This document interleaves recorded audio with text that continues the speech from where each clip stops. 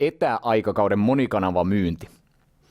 Aiheena sellainen, joka on monien huulilla, varsinkin kun yhteiskunta menee tällä hetkellä kovasti siihen suuntaan, että etänä myydään yhä enemmän ja matkustetaan paikan päälle yhä vähemmän. Avainkysymys ehkä kuuluu, että uhka vai mahdollisuus? Eli onko tämä itse asiassa semmoinen juttu, mikä olisi tullut joka tapauksessa, ja nyt se vaan niin kuin sattumoisin on kiihtynyt aika paljon? Vai onko tämä joku juttu, mikä itse asiassa uhkaa sitä, mitä myyjät yleensäkään työkseen tekee?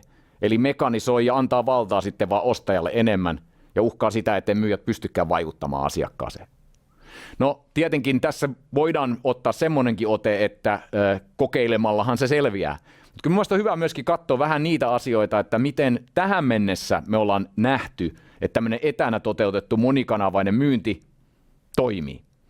Verrata niitä organisaatioita, jotka on jo toiminut näin vähän pidempään, niihin, jotka ovat vasta nyt aloittamassa tämmöistä etämyyntipraktiikkaa, ja sitten katsoa myöskin muilta toimialoilta hiukan vinkkiä siitä, että mitä tämmöinen niin kuin hajautettu ja keskitetty inside selling, niin kuin englanniksi sanotaan, sitten miten se toimii parhaimmillaan.